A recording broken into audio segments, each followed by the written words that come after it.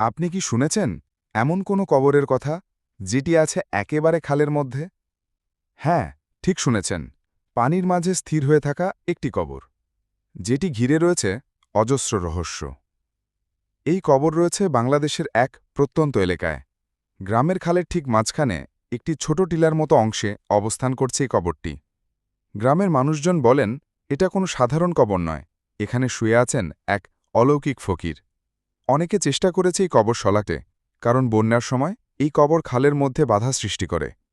কিন্তু যেই হাত দিতেই গেছে ভাঙতে, কেউ পড়ে গেছে অসুস্থতায়, কারো পরিবারে শুরু হয়েছে অশান্তি, আর কেউ তো ভয়ঙ্করভাবে পাগল হয়ে গেছে বলেও গুজব রয়েছে।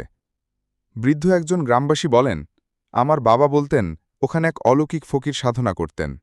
তার মৃত্যুর পর খোদ প্রাকৃতিকভাবেই খাল বিভক্ত হয়ে গেছে। আজও কেউ সাহস করে সেই কবর ছুঁয়েও দেখে না। বন্যায় ডুবে গেলেও কবর ঠিকই পানির ওপরে ভাসে। কোনো মাটি ক্ষয় হয় না, কোনো আগাছা ধরে না। এ যেন এক অলৌকিক শক্তির স্পর্শ।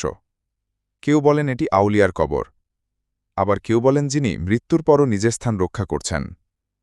আপনি কি বিশ্বাস করেন এটা শুধু কাকতালীয় ঘটনা, নাকি সত্যিই এখানে রয়েছে অলৌকিক কিছু? কমেন্টে লিখে জানান আপনার মতামত। রহস্য, ইতিহাস আর বাস্তবতার গল্প জানতে আমাদের সঙ্গে থাকুন।